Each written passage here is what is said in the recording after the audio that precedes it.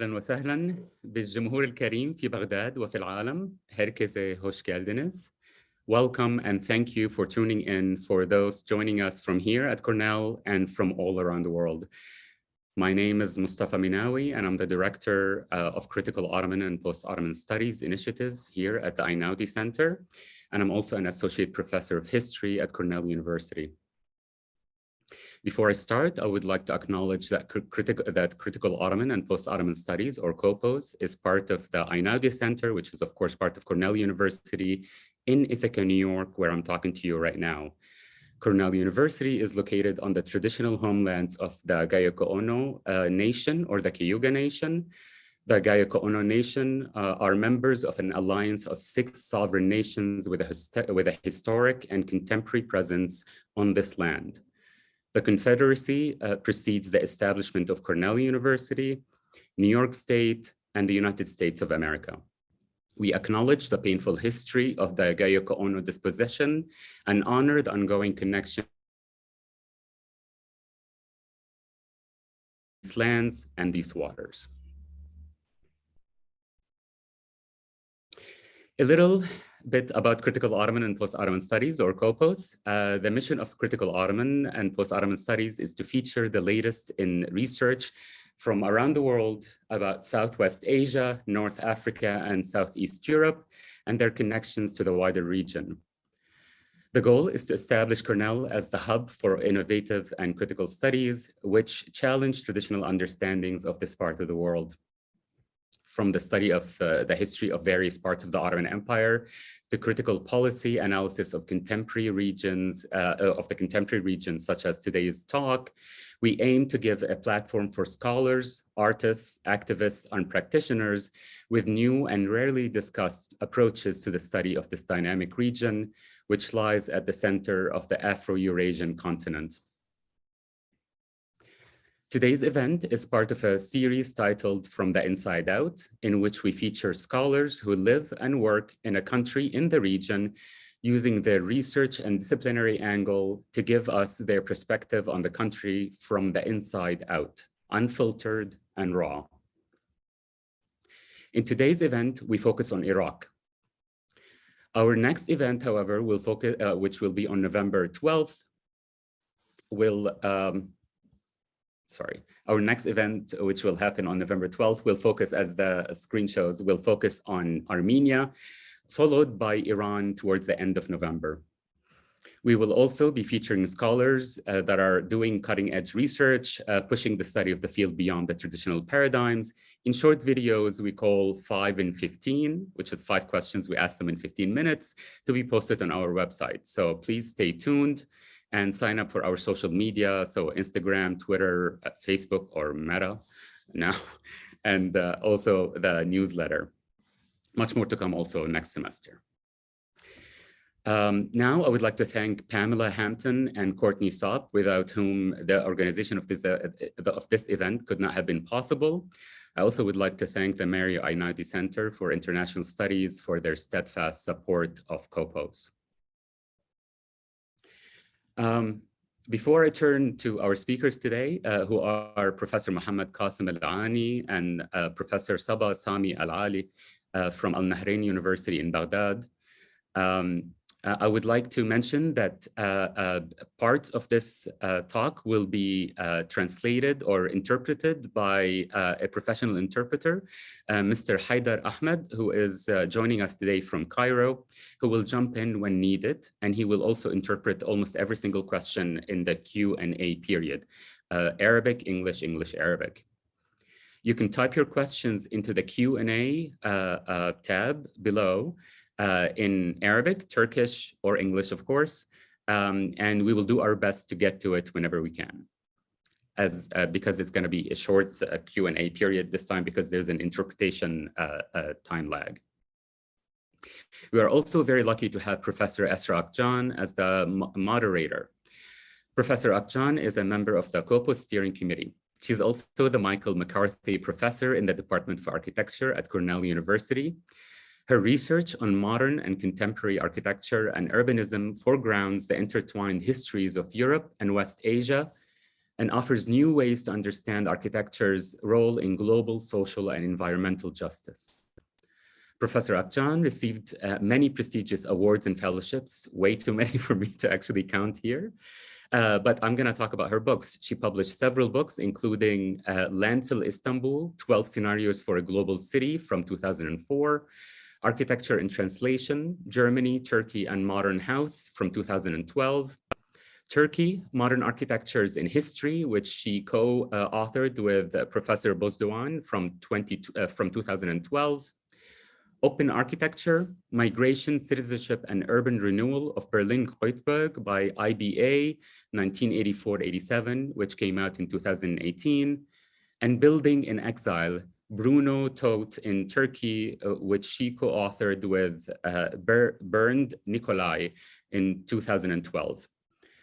She is currently working on yet another book called Abolish Human Bans, Intertwined Histories of Living and Learning, which will be coming out from the Canadian Centre for Architecture in 2021. I'm going to end here, and I'm going to actually throw it over to Professor Akcan. Thank you very much, Mustafa, for organizing this panel series and of course, for your leadership in the Critical Ottoman and Post-Ottoman Studies Initiative at Cornell.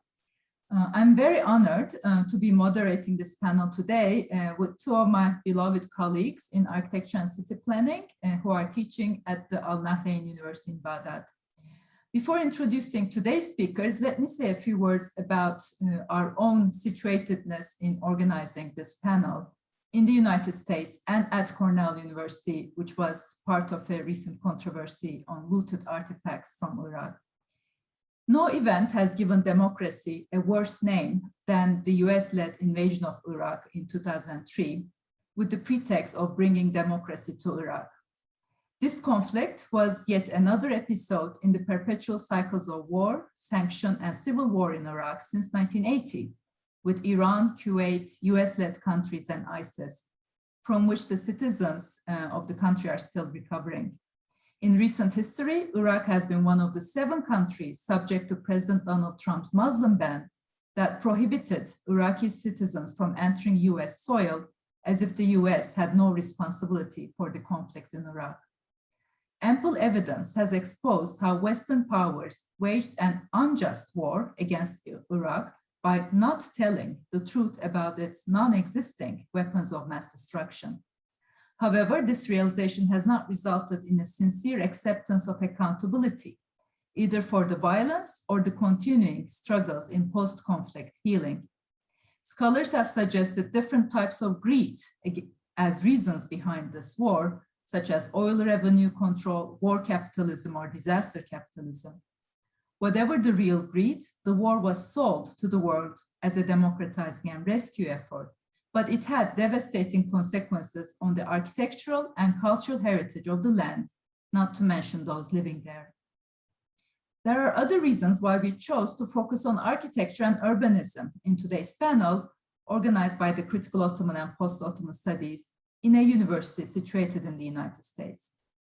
When one compares the ubiquity of political analysis and media coverage of conflicts to the scarcity of art and architecture books on Iraq, one remembers that ignorance about culture and failure in international relations reinforce each other. The public that supports the clash of civilization theories loves to hear about crises in the Middle East, but gets bored learning about its modern artistic and cultural achievements. Another irony of the war and the Muslim ban is that Iraq has been recognized as a cradle of civilization where architectural wonders of the world heritage were once built. While there's ample scholarship about these lands' ancient architecture, and to some extent Western mandate periods, the modern architectures of the late Ottoman and independence eras are largely ignored in scholarly and professional publications, not to mention in public humanities. Such paradoxes and hypocrisies have been continuing during the reconstruction of Iraq after the war. For example, when US companies were supposed to rebuild Iraq after destroying it, they imported cement and labor. But why did they not draw from Iraq's own advanced concrete industry that produced some of the world's most architecturally qualified, albeit under-acknowledged concrete buildings since 1950s. US military is a bigger polluter than as many as 140 countries, and this can be backed up by the numbers on economic and ecological waste spent on Iraq's war and post-war reconstruction. But why did these powers ignore the architectural wisdom for passive climate control techniques in Iraq's vernacular buildings and early to mid-century modern architecture? We will hear a lot more about similar questions from our speakers, as well as the inner conflicts, absence of law, and the difference that civil societies make. Our situatedness at Cornell University is also complicated by a recent controversy. This past August in 2021, news surfaced that Cornell University repatriated more than 5,000 ancient tablets that had been looted from Iraq in the 1990s and kept in possession at Cornell till recently.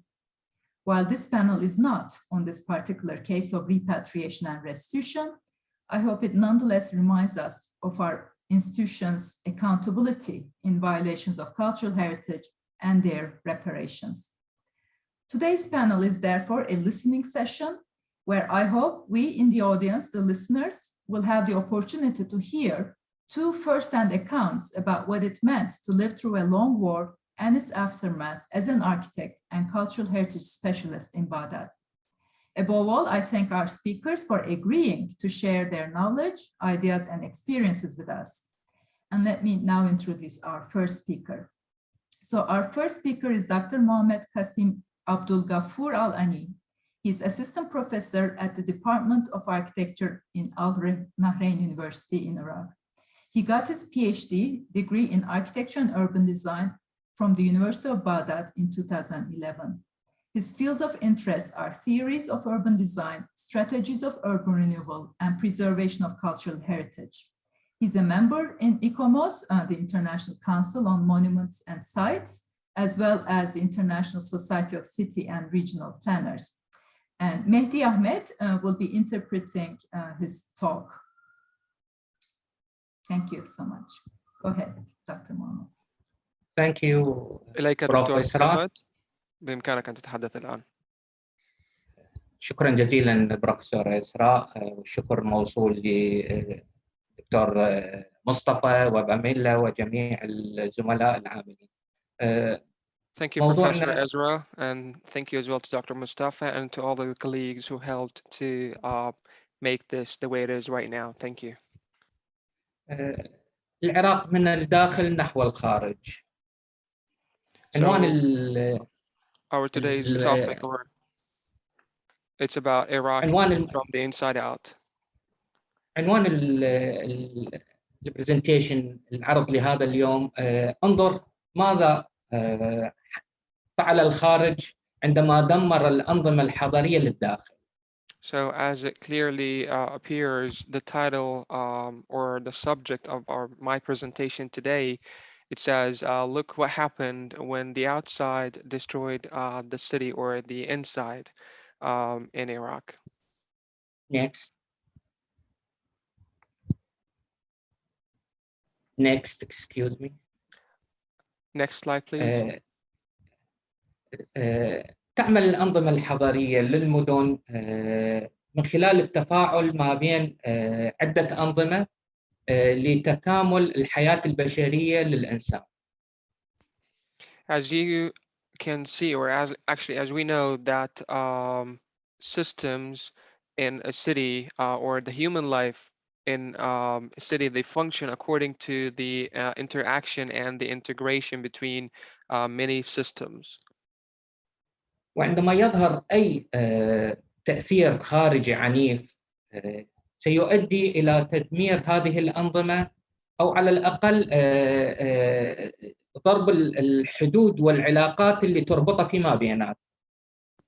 And when there is an intense external influence appears, this influence will actually lead to the destruction of these systems.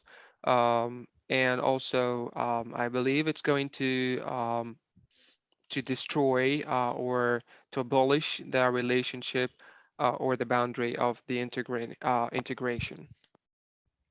سيركز الحديث هذا اليوم على ما حدث بالعراق في الآونة الأخيرة وما أظهر من مشاكل في الماضي مقابل تحديات حاضرة وطرح رؤية تجاه المستقبل لوضع حلول مشتركة. So in today's talk, actually, I'm going to focus on what happened in Iraq recently or in the recent period of time. I mean, in terms of problems of the past versus or again is present or common challenges, and also the vision to the future of shared solutions. Next. فمدن اليوم معقدة للغاية، تحتاج إلى تكامل ما بين عدة أنظمة حضارية، من ضمنها أنظمة اجتماعية واقتصادية وسياسية، إضافة للتقنيات والتكنولوجيات المتطورة. So basically, the cities today are very complex, that they need the integration of many systems all together, and that includes not only limited to, but includes economic, social, political, and cultural system, and also the effect of the digital technologies as well. فهذه الأنظمة تتداخل فيما بيناتها وتأخذ بنظر الاعتبار الإنسان المستخدم للحياة في هذه المدينة، فعاليات والبنى التحتية والاستراتيجيات المطروحة لتطوير هذه المدن. So the city actually deals in an integrated environment that includes operation systems, user systems, and infrastructure systems as well, operating all together by high levels of strategies and governance. Next. فأنظمة المدن متعددة تشمل النظام الإسكاني، نظام النقل، أنظمة الخدمات، نظام التصميم الحضري، نظام الحفاظ على الموروث، نظام التعليم والصحة وغيرها من الأنظمة المتعددة اللي تتكامل فيما بيناتها بشكل بازل متداخل ومتفاعل. So the system that is actually, or the system that it could be, that the cities could be built on, includes so many interchanging or so many interfering systems as in a puzzle unit. For example, housing system, urban design system, educational system, transportation system, and health systems, and other types of systems that actually complete each other, that if we can put them all together, eventually they will lead to form this clear picture of unified systems that help to better serve the city. Next. فهل يمكن تدمير المدن؟ أو كيف يمكن تدمير المدن؟ المدن هي منظومة حيوية. لما نحاول أنه نضرب هذه المنظومة الحيوية أو نضرب المكونات والمعايير اللي اعتمدت عليها، تتعرض المدن إلى صدمة كبيرة تؤدي إلى انهيارها وأحيانا موتها، وهذا ما حصل لبغداد بعد 2003. So the question now is, could cities be destroyed? Or actually I can rephrase the question and say how you can, or how can you destroy a city? Cities are actually destroyed when their vital components, or those criteria or those components by which they are designated, cities are very complex. They could be destroyed like what happened with the city of Baghdad. Next.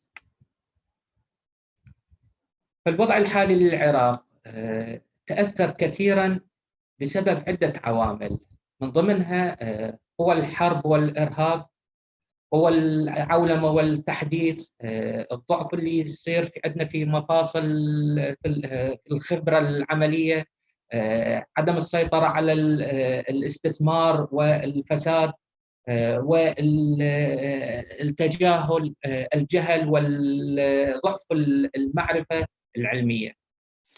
So the current situation in Iraq, I believe it's because of, or we can actually say that the reason behind the current situation in Iraq is because of some factors, such as forces of war and terrorism, forces of globalization and modernization, weakness of experience, uncontrolled investment and corruption, and also ignorance and poor knowledge.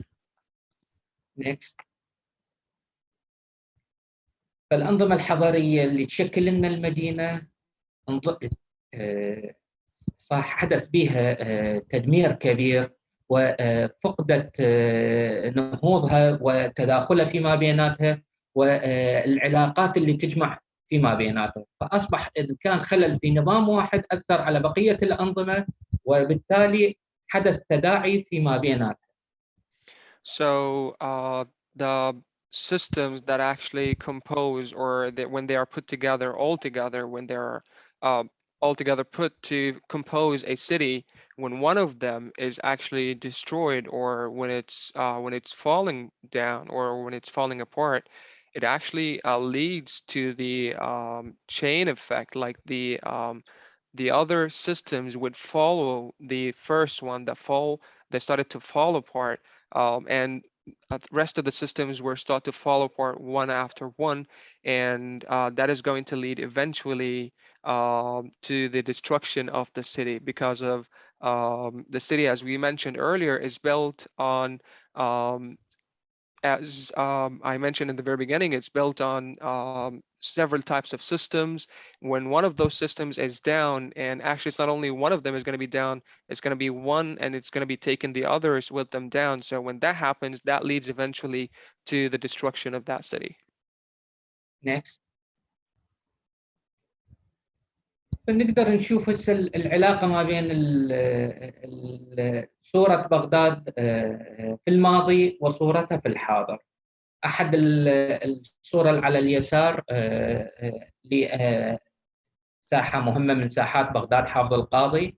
شوف الواجهات الأبنية التراثية الجميلة في سنة 1950، والتنظيم الساحة وسائل النقل والمرور. ونشوف الساحة بال 2015 نفس الساحة شلون صار حدث تداعي في وسائل النقل وفي تداعي في واجهات الأبنية. If I can take you actually to a little bit of comparison here, as shown in the pictures on the left side. On the left side, and on the upper part of the left side, you can see a very well-known square in Baghdad city. It's called Hafid al-Qadi Square. Look how it was, or how it used to be back in 1950, how it's beautifully designed, the interface or the outer side of the buildings, how it's designed, and the layout of everything, the coordination and the order in traffic, how things look beautifully and soothing to the eye, compared to how it looks recently from 2015. It's very much the same place, same square, but look how it is falling apart. The city actually lost its theme. The traffic is not the same. It's not that well organized. So this what happened between in the past and now, if we can just compare the two pictures to each other. من الجهة الثانية، جهة اليمين، نشوف ساحة أخرى اللي هي ساحة الميدان، وهي أبنية الحداثة اللي صارت في نهايات القرن العشرين، وهي شركة تاكت المشهورة، وهي وسائل النقل العام اللي هي شبكة من باصات النقل العام اللي كانت حالة مشكلة الازدحامات سابقا، وحل كفو للنقل العام في مدينة بغداد. مقابلها في يعني في 2020 نشوف نفس الساحة، فقدنا وسائل النقل العام، وغلفت واجهات أبنية الحداثة بصفائح الألمنيوم بألوان غريبة. Also, if we can go to another one, as demonstrated or as shown on the pictures on the right side, on the upper part, see how the modern buildings used to look in the past in 1977. That's one of the squares also in that city. And see that network of public transportation buses that used to be hovering the city, helping with the traffic issue and the transportation issues as well, so that it better serves the public. As you can see that so many buses are available to everyone to help with the traffic, compared to how it looks right now recently in 2020, after that building, that very same building was covered with aluminum, and now it's looking not the same, and it's seems to be not the very same system that it's been implemented here from the two pictures. Next. صورة أخرى من جهة اليسار لشارع الخلفاء وهي أبنية الحداثة، ونشوف الترافيك سيستم، موجود نظام للعبور، نظام لحركة السيارات. نفس الشارع في 2011 نشوف الازدحامات والخلط ما بين حركة السابلة والباعة المتجولين اللي نازلين في بحر الشارع، والازدحامات اللي صارت بسبب هاي التقاطعات ما بين حركة المشاة والسيارة. دكتور محمد، ما هو اسم الشارع مرة أخرى؟ شارع الخلفاء. شكرا. So as we can see on the left side of the screen, there are two pictures. The upper one is for the street of Al Khulafa from the past 1986. Look how it used to look, and the modern buildings, how the traffic used to be very well organized because of the system that was being implemented back then. Pedestrians knew actually they had their signs where they can actually cross the road. Everything was well organized compared to how it is recently in 2021. Look how crowded the city became and how chaotic the street became actually, that it's not really that well organized. It lost its theme once again. So as you can see, that's from the first one, the picture on the left on the upper part compared to the lower one. There are very big differences. You can spot them very easily, and the reason is the fall of the system. من جانب اليمين نشوف ساحة المتحف، في جانب الكرخ نشوف التنظيم، المونيومنت والنصب، ونشوف الترافيك سيستم ويا أنظمة العبور للمشاة والالتزام بالنظام في حركة السيارات. نفس الساحة في 2021 نشوف الساحة فوضى في حركة المرور بالرغم من وضع بعض الجسور لحل مشكلة التقاطعات بسبب عدم التزام السائقين والسابلة في العبور من مكانات المخصصة. So another one, I'm going to take you to it. I'm going to go through it actually, which is the pictures on the right. On the upper part, you can see the square of the building. I'm sorry, the square of the museum. Look how the monuments were beautifully designed, and I mean that is the design here is about where they were put exactly, or where they were shown to the public. Look how that well designed, and the traffic system, and also the pedestrian system as well, that they had their signs as of which where to cross the road and when, and everything was very well organized compared to the lower one. And it's very recent one taken actually, although there were some bridges were built to help with the issues on some intersections in that area, but look how chaotic that that museum square turned to be, from what it looked to be, or from what it used to look like on the upper part compared to now how it looks actually on the lower part. So you can tell easily that there is a lack of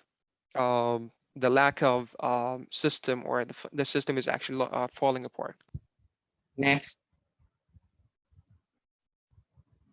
الواجهة النهرية من جهة اليسار كان النهر عبارة عن زقاق في المدينة، وطريقة تعامل الواجهة النهرية علاقة المدينة بالنهر في 1967. ونشوف نفس الواجهة النهرية في 2021 أصبح النهر هو حاجز يفصل ما بين الكرخ والرصافة ومواقف للسيارات ومكب النفايات في هذا المكان. The picture on the left side, on the upper part, it shows that the river was used to look like an alley or something, or an aisle or something. It was not really that great barrier in between, and now compared to the lower part, I mean to the picture on the lower side, it looks like it is a barrier between the stops and the two parts of the city. جهة اليمين واحد من المعالم بغداد التاريخية اللي هو جامع مرجان. في سنة 1960 نشوف اكو تنظيم لحركة السيارات حوله وتنظيم لواجهات والحفاظ على هذا المبنى التاريخي المهم. وبال 2017 نشوف شلون اختفى هذا الجامع من المشهد البصري للمدينة بسبب الباعة المتجولين وصفائح الأكشاك، وأصبحت نوع من الفوضى اللي تحيط بهذا المعلم المهم من المعالم بغداد. On the right side, there is the picture on the upper side, on the upper part, the Mosque of Morgan, which is one of the most famous sightseeing in the city back then. Look how it used to be a great building back then, and it was standing on its own. Like you can tell that there is a great building over there from the great design and everything, compared to how it looked or how it looks actually recently as of 2017. Look how chaotic the situation is right now from the street vendors, because of the street vendors and because of the kiosks from the sellers or from the vendors as well, who actually destroyed that place that you can barely tell that there is a building or there is a mosque over there. Next. وبالتالي هذا المشهد البصري من جهة اليسار من نشوف مدينة بغداد التاريخية في 1916. الجهة الأعلى اختلف في 2017 والأبنية التراثية تهدمت مع الأسف في الجزء من الصور الأسفل، وتحطمنا هذا النسيج التاريخي المهم اللي يمثل ذاكرة مدينة بغداد التاريخية. On the left side, to the upper part, look how the scene looks very beautiful, and those historical buildings were taken out of the picture from the lower part. If you can have a look at it, it's a picture for the very same place, but you cannot actually see those buildings anymore there, that they were demolished or they were taken away from the picture because of the lack of the system as well. Next. راح نشوف استطلاع سريع لتعداد النفوس لمدينة بغداد سابقا وحاليا. نفوس بغداد بحدود 26 مليون قبل 2003. حاليا عفوا نفوس العراق بحدود 26 مليون، حاليا بحدود 38 إلى 40 مليون. As you can see, I'm going now to take you through a very quick survey about the inhabitants or the population of Iraq and how it increased dramatically to 38 to 40 millions right now of Iraqi population. Next. ونشوف العاملين في أجهزة الدولة في مؤسسات الدولة. كان قبل 2003 أقل من مليون شخص يعمل في مؤسسات الدولة، حالياً وصلنا تقريباً 3 ملايين شخص يعمل في مؤسسات الدولة. Now this actually, this graph shows the number of people working in the governmental authorities before, in 2003, there used to be 1 million people working in the governmental authorities. Compared to how it is right now, they increased all the way up to 3 million people. Next. وكذلك نشوف العاطلين عن العمل قبل 2003 كان بحدود يعني أقل من الرقم. بال 2004 كان بحدود 10% قبل 2003، بعد 2003 صعد ل 43%، وحاليا قلت النسبة إلى حدود ال 22% من العاطلين للعمل من فئة الشباب. And now we're talking about the numbers of unemployed people or unemployment statistics. Before 2003, the percentage of the unemployed used to be around or maybe even less than 10%. And now in 2004, it actually doubled all the way up to 43%. Next. وهنا الجراف يبين لنا العدد يعني العوائل الموجودة اللي تحتاج وحدات سكنية باللون البرتقالي، واللون الأزرق اللي يمثل لنا عدد الوحدات السكنية الموفرة.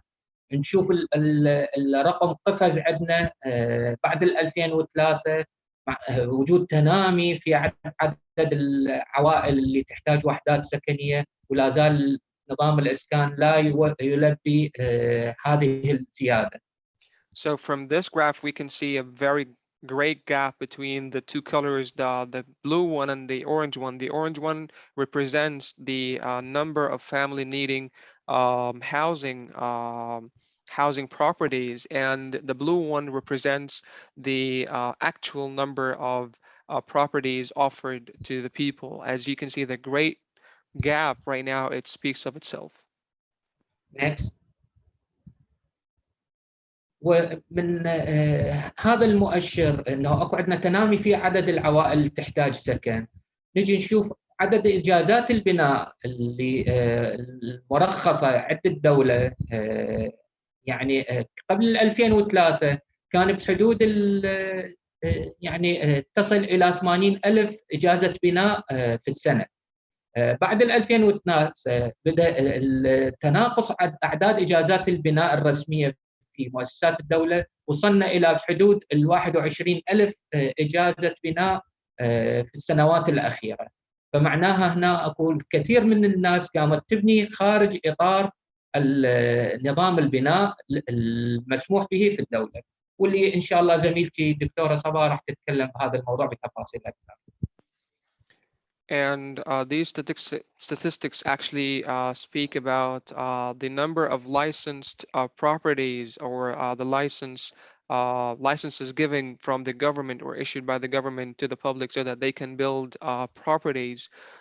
Before 2003, it used to be around 80,000 licenses issued from the government compared to how it is right now after the year of 2003. It has decreased all the way down to 21,000 licenses only, which means that the people actually started to build their own properties without even getting licenses from the government anymore. And this part is actually going to be handled, or Dr. Sabah is going to speak of that part with or into more details in a while. Next. الآن نبحث عن اغتنام الفرص لإصلاح هذه الأنظمة الحضرية. نريد نشوف الجزء المملوء من الكأس. فالمشاكل اللي ظهرت لنا زين تخلينا نعيد النظر في الأنظمة الحضرية، وبدءا نبدأ من خلال الانطلاق من خلال مخططات تنمية حضرية شاملة، من خلال الحفاظ على مستوى الحضري وإعادة تأهيل الخدمات والحفاظ على الأبنية التراثية والسياق الحضري التاريخي، وتحقيق تماسك اجتماعي وتنمية اقتصادية للجميع، وتعزيز الحوكمة الفعالة، واستخدام الموارد وتعزيز الموارد الطبيعية والتكيف مع المخاطر، وتنمية قدرات العاملين والمتخصصين. So now let's speak of seizing or grabbing the opportunity to reform the Iraqi city systems once again. And that actually means that we need to start forming a comprehensive development plan, maintaining the urban level, also rehabilitating the level of infrastructure, preserving the standard of heritage building and traditional context as well. And last but not least, achieving social cohesion, protection, and inclusion as well. Next, please. Next.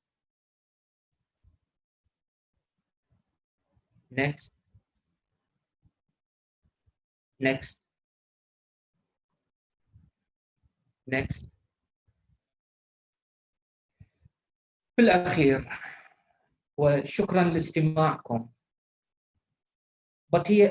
لكن هي دعوة للآخر الدخيل الذي لديه القدرة على التحكم في مصير الآخرين. إنه العراق قد يمرض ولكنه بالتأكيد لن يموت، لأنه بالبساطة هو مهد الحضارات. وشكرا لإصغائكم. So eventually, before I conclude my word, and this is actually going to be a call for the outsider. If you think that you actually missed with Iraqi cities, you need to reconsider what you're thinking of once again, because of one thing, it is Iraq. It may get sick, but it certainly will not die, because it is simply the cradle of the civilizations. And thank you so much. Shukran, Dr. Mohammed. Thank you very much for your presentation. Let's go to our second speaker now, and we will get the questions at the very end.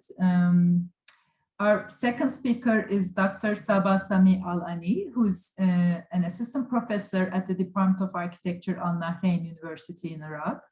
She got her Ph.D. in History and Theory of Architecture from the University of Baghdad in 2010.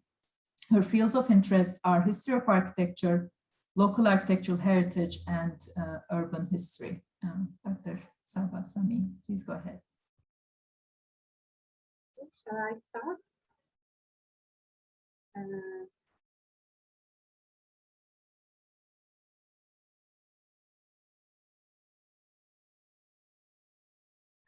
Do you have my presentation on the? Sorry, Isra, thank you.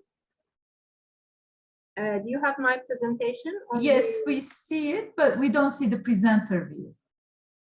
You don't see me? We do not see the presentation view. Okay, just a minute. Sorry.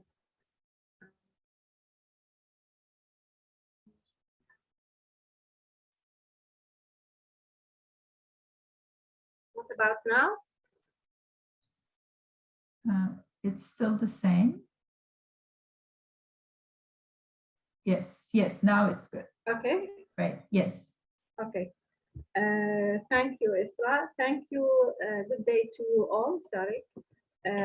Thank you for Cornell University for organizing this panel, and thank you for all those who are attending with us today. So we are here today to talk about Iraq from the inside.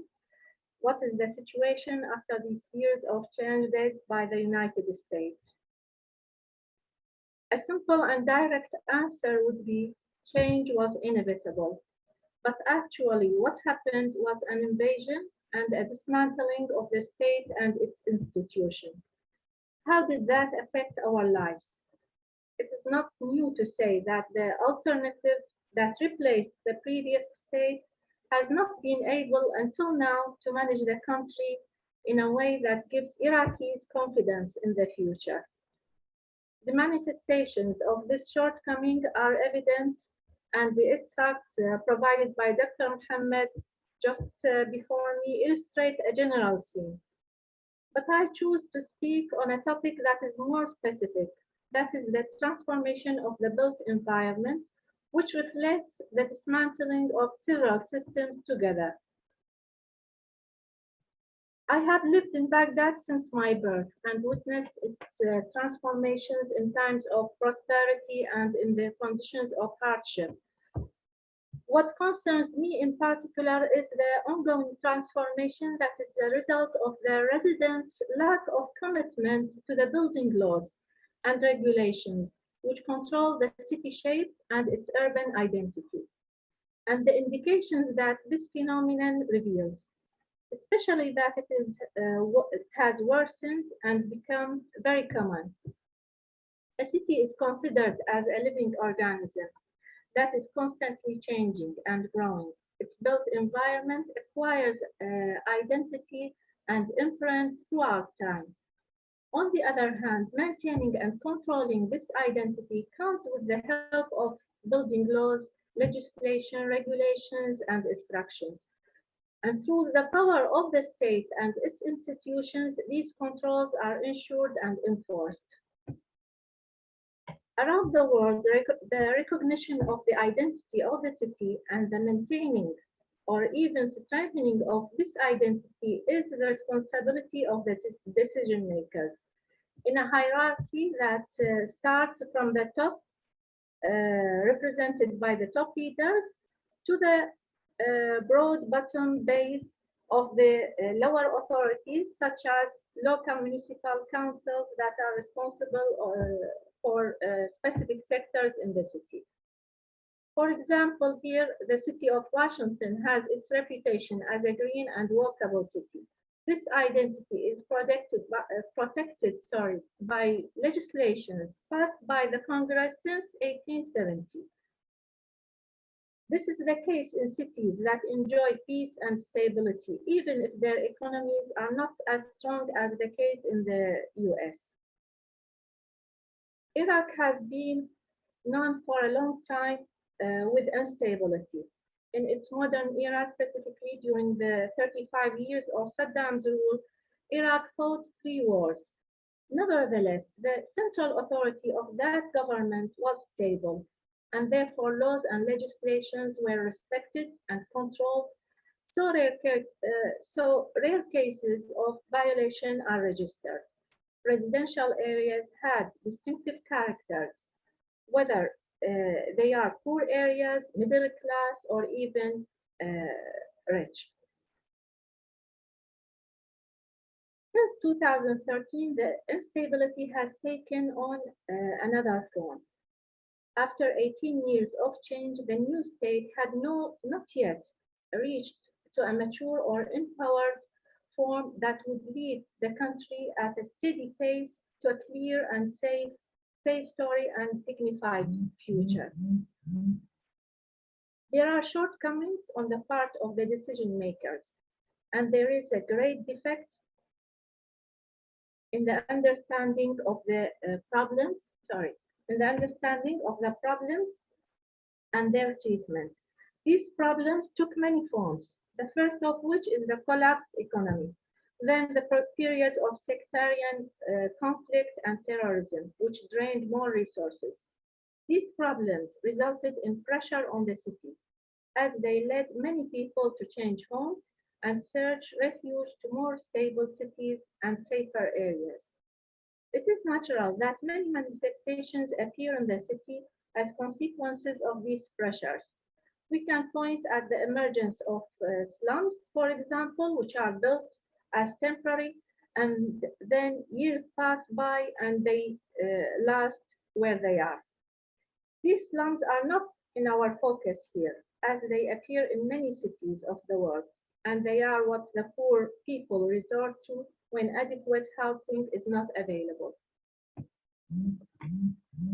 But what I want to focus on in this presentation is the override of laws and regulations by people who completely have the financial ability to provide decent housing, as well as the sources of livelihood, and how this group of people has easily transgressed these laws and regulations, starting from small detailed issues to major and highly influential matters, without being obliged to do this bypass. I can show a group of photos in the neighborhood in which I live. For example, in this photo, we can see overtaking the property beyond the boundary line. Trespassing to the walkway area. And also bypassing the curbstone, the walkway curbstone. or the setback limits. Here also we can see how this group of houses, they overtook the walkway area. They also overused the curved stone line, and also they didn't respect the setback line. Here also we can see overtaking the limits of height, or even modeling with infrastructure in a very dangerous way or situation. In other places, the overtaking is at a greater level. We can see here these are two photos from a highway in Baghdad, the side of the highway. We can see how encompassing high voltage electricity falls inside the gardens of two houses. So part of the pole is in one house and the other got the other part. And also here we have this bridge for pedestrians, and you can see how people had made their openings or their gateways from down this bridge. So they are using the not permitted areas, which are forbidden areas beside the highway. So what do these manifestations reveal? How can people reach this level of disrespect to their obligations? How can an individual be assured that he is able to bypass the law without questioning, or to evade the penalization in a crooked way? Iraqi building legislations exist, represented by laws, instructions, and controls. Examples are, since 1935, we have the Roads and Building System Law. It is one of the first laws regulating the construction and roads in Iraq. The law has dealt with many aspects, setting controls and limitations that are still in place until the present day, including many aspects such as municipal boundaries, roads, implementation of designs and their permits, and land use, and so on. We also have the law for the comprehensive plan for the city of Baghdad in 1972. This law was the first law giving Baghdad plan the strength of legal obligation, as the law emphasized that it is not permissible to use the land or change its use or build without a permit from the municipality of Baghdad. So these laws were followed by a series of decisions. There are laws that deal with simple practices that are not permitted, including small details such as washing vehicles in public areas or throwing dirt from the car window, and so on. So legislation exists and is enforceable, and there are procedures for its their development and reconsideration over time. And it is the duty of the public to respect it. But how and when are abuses carried out? A local study conducted in 2014 showed that most of the majority of violations of construction laws took place after 2003. That is after the US invasion.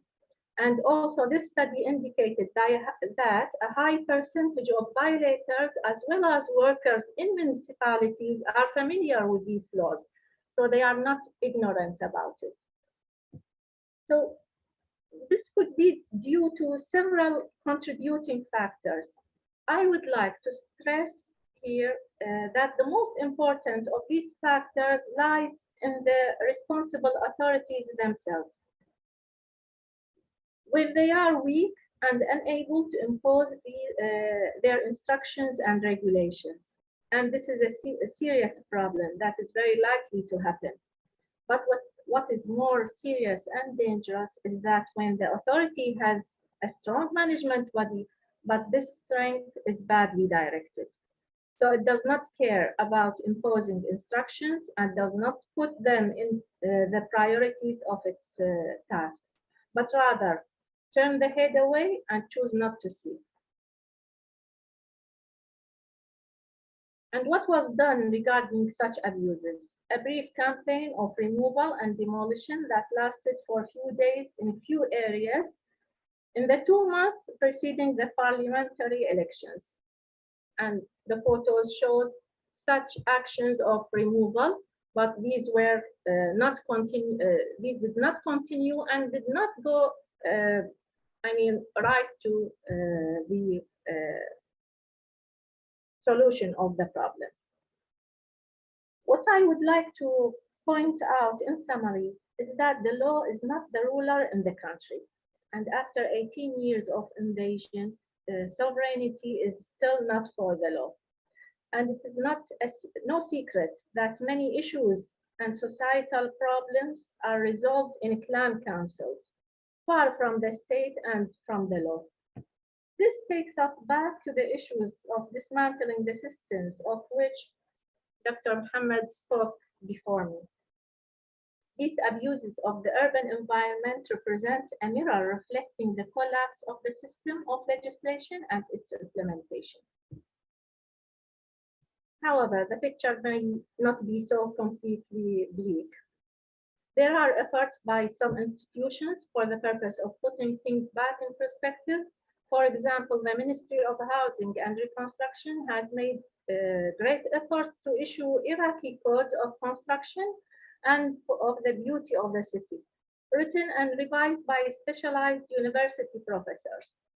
Also in universities, departments of architecture are also interested in urban studies and provide design proposals to solve the problems of the various regions of Baghdad. And professors have their role in providing advisory opinion to the municipality of Baghdad. But such efforts do not represent any real implementation on the ground, and they are archived on the shelves. There is also a civil society movement on the ground towards improving the city's aesthetic and criticizing misconduct of the public, as well as societal campaigns for cleaning and greening in various districts of the city. These campaigns do not really deal with the kind of law violations I mentioned. They rather take another way to improve the urban environment. These popular gatherings do not have the power or ability to impose what is permitted or to prevent what is not. It is difficult for us to envisage radical solutions for rebuilding the collapsed systems. We are talking here about a state and a society, and about implementing the law and not stopping at its enactment. Thank you. I hope I didn't take too much time. No, shukran. Thank you so much, Dr. Sabah, for this presentation. Thank you. Yeah, thank you so much to both of you for giving us views about both the internal and external perpetrators, I would say, that put pressure on today's Baghdad and prevented from a better reconstruction, you might say. So we have about 15 to 20 minutes for the Q&A. We might maybe go on for 5 more minutes, but for the audience, please write your question in the Q&A box. When the audience is writing their questions, maybe I can start with one question. You mentioned how, or you showed how systems are so connected to each other that when one falls, there will be a cascading effect, and many of the systems that define urbanity will collapse.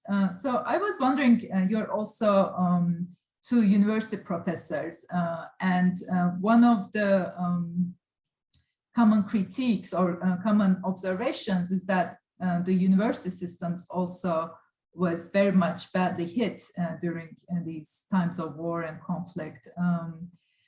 And I remember when I visited you at Baghdad University, we had to fit every activity before 2 p.m. because the university was getting closed. So I was wondering how you would say your own, apart from the city that you're looking at and you're studying, how your institution, where you're studying it, how your universities, how is the reconstruction of the university systems going in that area? Excuse me, Madi, could you translate, please? Sure. يعني الدكتور محمد، هي كانت السيدة أزرا كانت تسأل عن يعني بكل تأكيد تأثرت الجامعات بالتدخلات الخارجية التي تعرضت لها دولة العراق.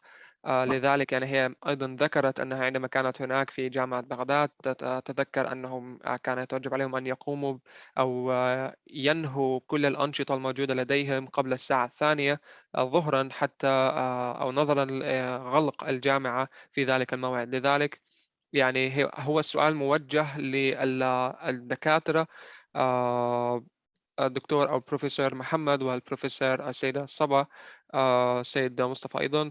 بإمكانكم أن تجيبوا عن هذا السؤال، يعني إذا ما كانت هناك كيف تأثر النظام الجامعي وكيف يسير النظام أو كيف يسير خطة إعادة إحياء هذا النظام.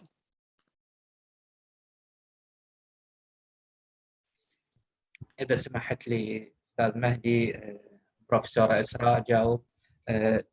كان التعليم في السابق مستوى كلش عالي، كانوا خريجين الجامعات العراقية يعادلون بشهادات الجامعات العالمية المرموقة، وكنا طلاب في ثمانينيات القرن العشرين كنا نستمر بالدوام بعد المساء، يعني المحاضرات تنتهي تقريبا بالأربعة مساء، ونستمر كطلاب في العمل الجماعي إلى ساعات متأخرة من الليل. تغيرت الظروف بالعراق بعد 2003، ظهرت عندنا محددات كثيرة جبرت الجامعات أنه تحدد دوامها. صارت اكو تدخلات كثيرة في التعليم. التعليم كان يعني احنا نتكلم على أي نظام، النظام ما يبنى بيوم وليلة، يبنى على مدى تاريخ طويل، وبالتالي عملية التدخل في تغيير جزئيات من النظام تضر بالنظام ككل. لا زالت هي التعليم عندنا على مستوى عالي، بس مع الأسف جهود متناثرة يراد لها يعني اوردر أو ديسيبلين اللي يحتويها وينهض بها نحو الأمام. شكرا.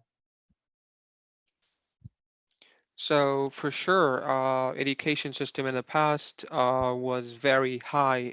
It was very normal, I mean, and graduates from the university all over the Iraq, they used to have their degrees or their certificates equivalent to the very fine universities from around the world. And as far as I remember, universities back in 1980s, we used to have our lectures to a very late hour from the day, like I believe, or from the evening till 4 p.m. And also the teamwork would last to some very late hours of the night as well. So that situation has changed after 2003.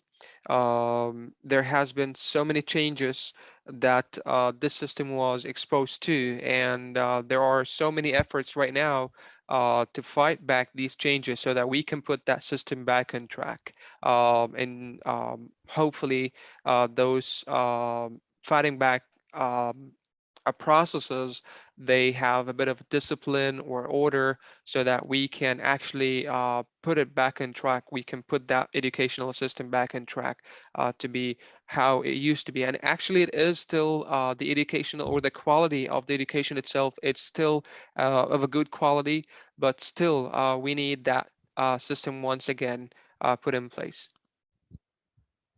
Thank you so much. Dr. Sabah, please go ahead. Yes, please. I will go in Arabic, please. أستاذ مهدي إذا ممكن الترجمة. أكيد، تفضلي بروفيسور. شكرا. أيضا يعني ممكن أنه نأشر كثير من القضايا اللي هي تخص التعليم، ويمكن إحنا قادرين على أنه نأشر ما يخص التعليم المعماري باعتبار اختصاصنا أيضا، واللي تأثرت بالظروف غير مستقرة للبلد أو الظروف الصعبة الحقيقة للبلد. يعني راح أتكلم بشكل مجزأ حتى حضرتك. So I'm actually going to speak of the architecture education because this is actually our specialty, and also that has been affected by the circumstances that the country was exposed to. إذا ليست فقط هي ساعات الدراسة اللي اضطررنا أنه نقلصها بسبب ظروف الأمن والأمان. يعني الطلاب يحتاجون أن يعودون إلى منازلهم وتغلق الجامعة وتؤمن في وقت مبكر قبل الظلام، وهذا طبعا في الشتاء يكون في وقت مبكر جدا. أيضا ليس فقط قضية ساعات الدراسة اللي نقضيها، ولكن أيضا مثلا زيارة المواقع خارج الجامعة اللي يحتاجها كثيرا طلاب العمارة، التجهيزات داخل الجامعة للصفوف والمختبرات بالقضايا التكنولوجية الحديثة.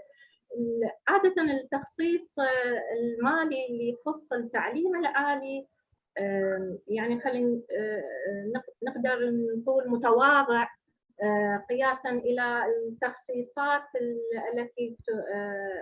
التخصيصات الماليه اللي تاتي من الدوله لامور اخرى هي تعتبر more urgent، مثل قضيه الامان والدفاع.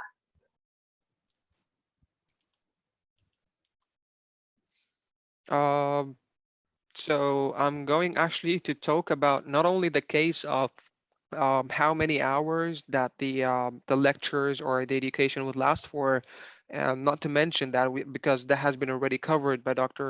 Mohammed, that those hours we had to shrink or we had to cut them down. Also, there comes the part of securing the university, especially in winter time. We actually had to leave the university campus very early in the day because universities had to be, or the security authorities had to make sure that the university is closed and well secured before the nighttime or before it's dark out there. So it's not only about the hours that I'm going to discuss. I'm going actually to talk about one more factor, which is, or one more point, which is the visits to the sites or the locations, which is actually a mandatory thing to the architecture students, because they have to go visiting sites or locations outside of the university campus. And that was another issue because it was not really safe for them. So that they can go explore one of the locations casually. Things had to be organized, and there had to be so many preparations prior to those visits, and modern technologies as well that had to be put in place as well to secure everything. So that is one thing. And another point that I'm going to discuss, which I believe that it's affecting or contributing to what's going on with the high education, which is the financial support. The financial support that we get from the government is way less compared to other aspects of governmental aspects getting that support. I mean, security and defense and security, they're getting more of financial support compared to how it is. أكثر خطورة وأكثر أهمية تعتبر أو more urgent. They are actually directing that financial support to more to the cases that are considered to be more urgent or more severe at that time. Yes, sorry. That's okay. Thank you so much for these answers. We have a couple of questions in the chat box, and I would like to read them. So there's a question about the economy of this, in addition to the lack of the rule of law that Dr. Sabah was talking about. It's a question by Mani Santana. The question is there a concern that the reform and development of the city infrastructure systems might cause too much of a financial strain on the average citizen through taxes? هنالك سؤال يعني مطروح من قبل السيدة أو السيدة ماني سانتانا، لأني لست واثق عن يعني الجنس، ولكن عامة أو نوع طرح السؤال. السؤال يقول يعني هل هنالك أي مخاوف من إعادة تكوين أو أن يكون إعادة تكوين أو إعادة بناء نظام البنية التحتية؟ هل هنالك أي مخاوف من أن يكون هذه العملية عملية إعادة بناء نظام البنية التحتية أن يكون هذا الأمر ذو عبء على المواطن من خلال الضرائب التي يدفعها؟ إذا ممكن أجاوب. إيه تفضل دكتور.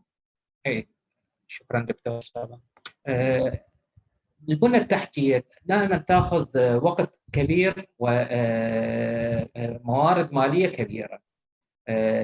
صارت خطط انفجارية في سنوات 2010 2011 2012 كانت موارد العراق كلش كبيرة، بس مع الأسف ما توجهت باتجاه البنى التحتية، توجهوا باتجاه الأشياء البسيطة اللي تظهر لعامة الناس مباشرة، بينما البنى التحتية دائما هي شغلها مخفي، وهي اللي يعني تحل المشاكل الجوهرية بالمدينة.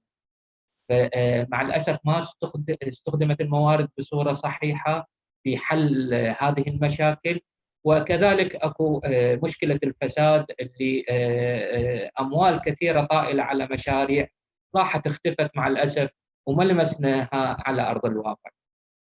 شكرا.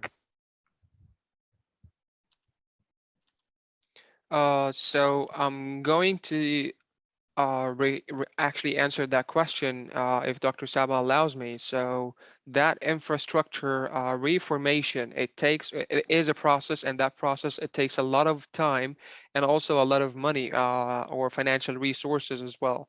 And there has been so many big plans between the years of 2010 to 2012, but unfortunately those plans were not directed to the infrastructure reformation because they were directed towards other visible or visual or tangible things that people actually see in their day-to-day life, because once again, that infrastructure is something that not everybody can see, not everybody can feel. So those financial resources were directed, or those financial plans were directed towards those more visual or visible things to the people or to the public, besides the corruption issue or the problem of corruption that we're already having in place.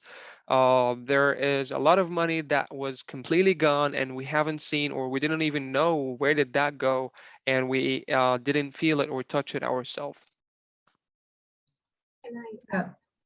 Sure, go ahead. Thank you.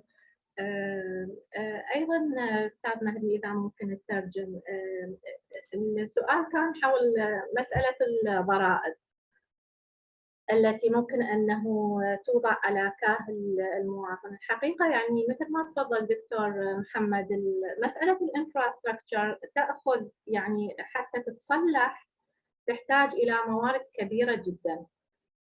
مستوى الفقر في العراق الآن يعني وصل لمستويات جدا عالية، يعني أنت لا تنظر إلنا إحنا كأساتذة جامعة، يمكن إحنا خلينا نقول ميدل كلاس أو أكو فد توجد ميدل كلاس يعني، ولكنها فئة محدودة، ولكن الغالبية هناك نسبة كبيرة من الشعب العراقي هم عند مستوى الفقر. أي تاكسز ممكن تضيفها على هؤلاء الناس، أو حتى لو عفيتهم وسويت التاكسز، سويت الضرائب على الميدل كلاس فما فوق، ما راح توفي، لا يمكن أن تفي حق مشاريع أو إصلاح بنية تحتية كاملة لمدينة أو لأي مدينة من مدن العراق. يعني ما ممكن هذا الموضوع مال التاكسز it doesn't go like what is in the West. We pay taxes, but we don't really feel them. If they start to put on taxes, this will be a disaster for a lot of people. So I'm going to answer that question as well and add to the answer that was given by Dr. Mohammed or Professor Mohammed. The question was mainly about taxes, and I would say something about taxes and infrastructure, because infrastructure here, in order to get that infrastructure repaired or maintained once again, to fix that, it takes a lot of financial resources, and that is one thing. And then comes again another thing, which is a main issue here, the level of poverty. The level of poverty here in Iraq, it's something beyond imaginable. You cannot really imagine how low or how high the level of poverty here in Iraq. Don't look or don't take us into consideration. I mean, by us, I mean myself and I'm Professor Mohammed, because we are considered to be somehow middle class. We come from the middle class because of we are university professors. So even if we tried to enforce taxes on classes starting middle class all the way up and high class and so on, this is not going to actually to be enough to help put that infrastructure once again back on track, or to reform the infrastructure system once again, because as the doctors or as Professor Sabah added in English, taxes here don't go as it goes as in the West. In the West, you can actually feel and touch everything that you pay out of your paycheck as of in a form of taxes. But here in the East, you don't really see it yourself. And even if that has been enforced, it's going to be beyond feasible. It cannot really be done.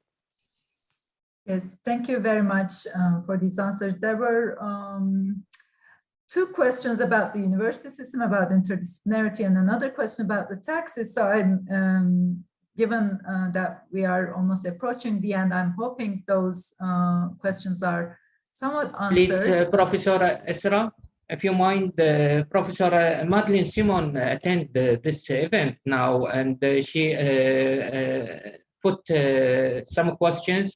Madeleine Simon, we had a collaborate program about 4 years ago. Until now, we are corporate with Maryland University.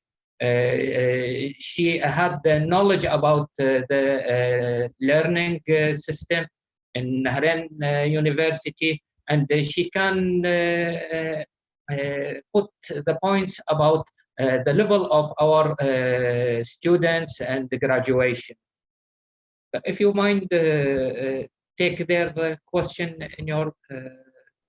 Yeah, so that's the question about the interdisciplinarity. So it seems that interdisciplinary collaboration will be key to addressing these failures. Are Iraqi universities moving towards interdisciplinary work, or are the disciplines isolated in their departments? That was the question. Would you like to answer it now, or? Yes, please, if you mind. Yeah, go ahead.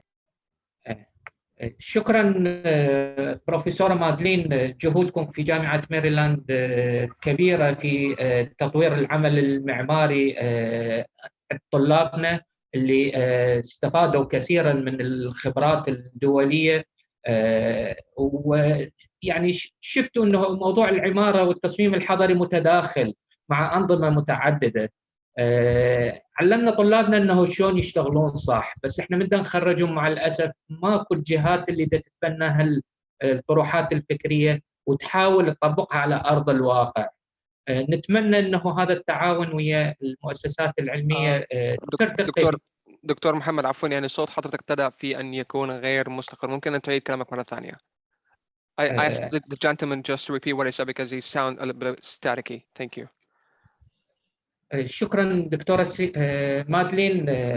تعاونكم المثمر مع جامعة النهرين وهي جامعة ماريلاند طور من إمكانيات طلابنا وخلاهم يتعرفون العالم شلون دا يفكر، شلون دا يشتغل.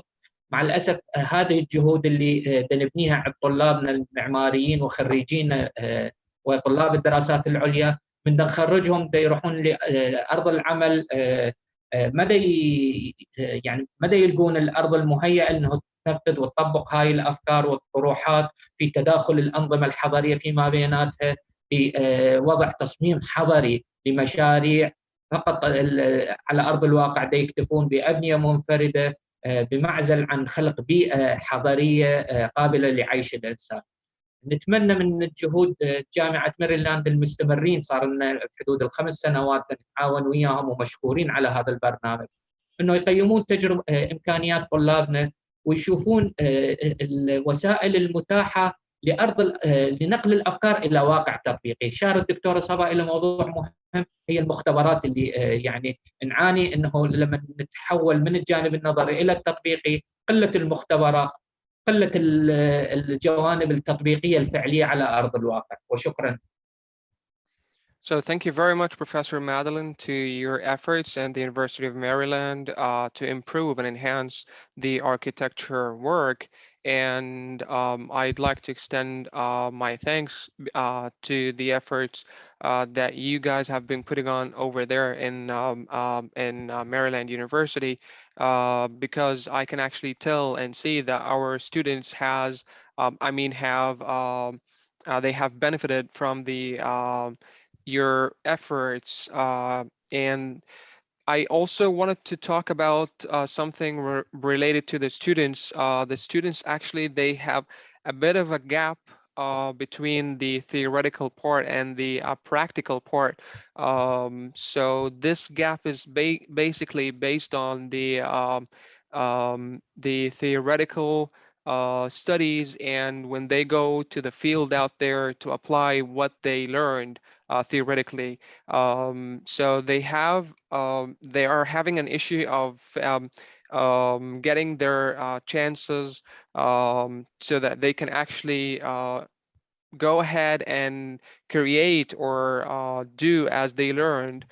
So I was just hoping that maybe you can put some kind of a system or some kind of an assessment plan so that their skills could be evaluated, and then after that plan or after that assessment is put in place and the students take it, maybe afterwards, based on the results, maybe they can find better opportunities so that they can actually start working as they learn throughout their process or throughout their journey in the university. Thank you very much to both of these answers. So we are actually out of time, so I will just summarize the questions that we could not answer. There's actually a question that I would say is bringing a very important point about sustainable rebuilding. Rebuilding the city by employing new techniques about sustainability and climate justice. So maybe there's a question about building both Baghdad and the planet together. So that was a question which obviously we can all think more about. And there was also another question about thinking architectural transition and transition justice together. So these are very important questions, but unfortunately we are running out of time, and we will continue thinking about them. Thank you very much. So I'll give the word to Mustafa now, who will wrap the panel. But I would like to thank all our speakers and also our interpreter, Mohammed, for doing such a phenomenal job today. Thank you so much. Thank you, Prof. Thank you so much, Esra, and thank you so much, Dr. Sabah, Dr. Mohammed, and of course, Mahdi Ahmed. You did a great job. Thank you so much for your effort. It was a really, really interesting conversation. I wish we had more time. I feel like we're just getting into the nitty-gritty, and I would love to have some more conversation. I wish we had time to go out for lunch and talk more. Unfortunately, we're virtual, maybe one day. I again want to thank you for your time and effort in doing this. I know it's not easy. I know your schedules are super full. I know you're teaching in the middle of this, the semester, so this is very kind of you to do, and we really, really appreciate it. Thank you. Same thing to Esra. I know we're in the middle of the semester, so I appreciate you doing this. I want to now thank our audience and remind them that we have another Inside Out event, Armenia from the Inside Out, that will be moderated by my colleague, Professor Lori Khachadorian, who is in Near Eastern Studies. It will take place on November 12th at 12 p.m. So register for this. End of November, we promised you Iran. We will deliver Iran. We will have professors from that will join us from Iran talking about current events through their disciplines, which are geography and tourism. Thanks again, and we'll see you next time. Thank you. Thank you, everybody.